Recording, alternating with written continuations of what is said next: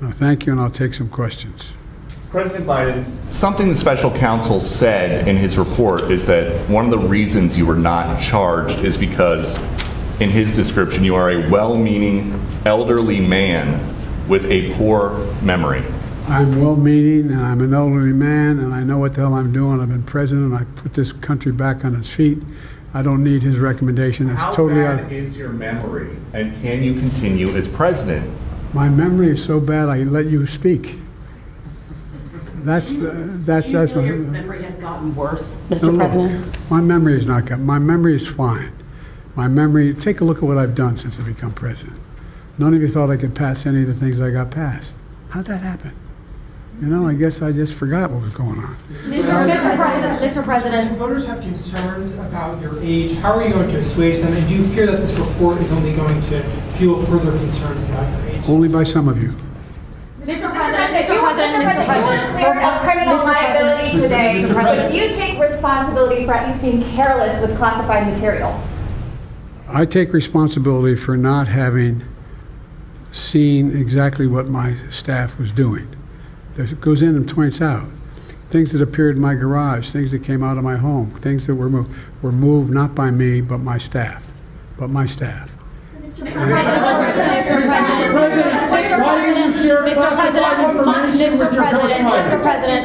Mr. President, for months when you were asked about your age, you would respond with the words, "Watch me." Many American people have been watching, and they have expressed concerns about your age. That is your judgment. That is your judgment. That is not the judgment of the press. They express concerns about your mental acuity. They say that you are too old. Mr. President, in December, you told me that you believe there are many other Democrats who could defeat Donald Trump. So why does it have to be you now? What is your answer to that question? Because I'm the most qualified person in this country to be president of the United States and finish the job I started. Do you believe that? Mr. President, why are you confusing the names of world leaders? Thank you, everyone. Thank you very much. I did not share classified information. I did not share it. With your ghostwriter. With my ghostwriter, I did not. Guarantee you did not. But the special counsel said in the no, report he that he did not say that. Okay. He did not say that. But Mr. President, Let me answer your question. The fact of the matter is, what I didn't want repeated, I didn't want him to know, and I didn't read it to him, was I had written a long memorandum to President Obama why we should not be in Afghanistan. And I was multiple pages. And so what I was referring to, I said classified. I should have said should be private because it was a contact between the president and the vice president as to what was going on. That's what he was referring to. It was not classified information in that document. That was not classified.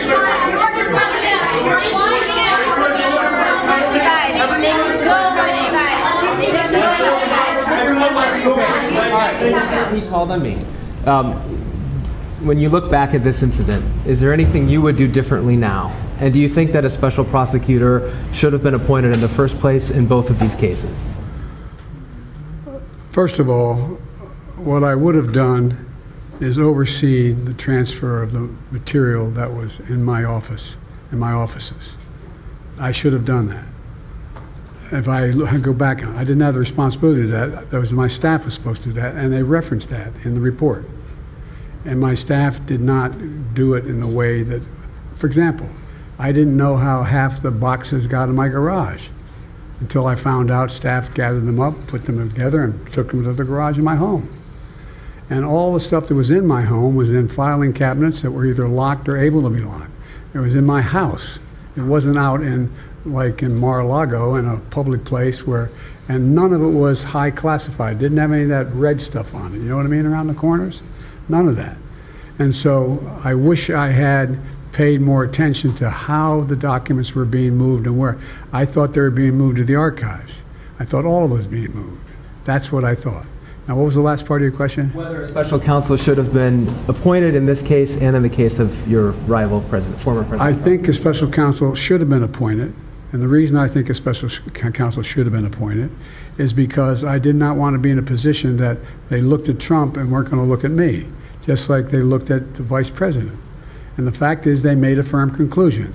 I did not break the law, period. Thank you all very, very much.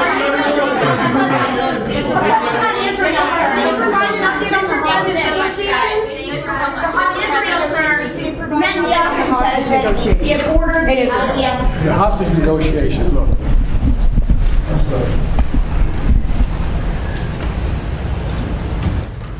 I'm of the view, as you know, that the conduct of the response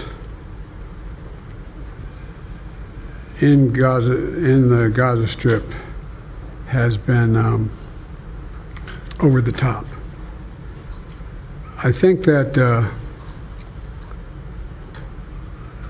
as you know, initially the president of Mexico, Sisi, did not want to open up the gate to allow humanitarian material to get in. I talked to him. I convinced him to open the gate. I talked to Bibi to open the gate on the Israeli side. I've been pushing really hard to get humanitarian assistance into Gaza. There are a lot of innocent people who are starving, a lot of innocent people who are in trouble and dying, and it's got to stop, number one. Number two, I was also in a position that I'm the guy that made the case that we have to do much more to increase the amount of material going in, including fuel, including other items.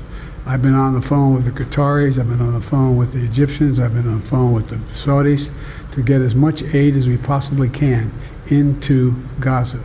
There are innocent people, innocent women and children who are also in badly in need of help.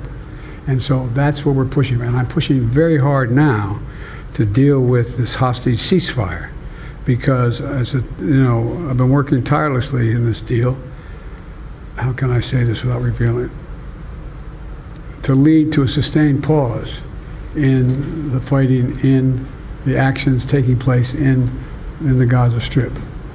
And because I think if we could get the delay for that, the initial delay, I think that we would be able to extend that so that we could increase the prospect that this fighting in Gaza changes. There's also negotiations.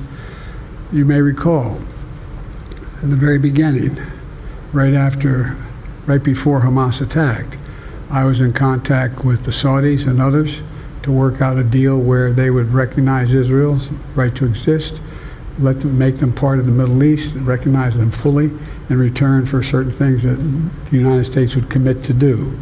And the commitment that we were proposing to do related to two items. I'm not going to go in detail, but one of them was to deal with the protection against their arch enemy to the northwest, northeast, I should say. The second one, by providing ammunition and material for them to defend themselves. Coincidentally, that's the time frame when this broke out. I have no proof what I'm about to say, but it's not unreasonable to suspect that the Hamas understood what was about to take place and wanted to break it up before it happened. Mr.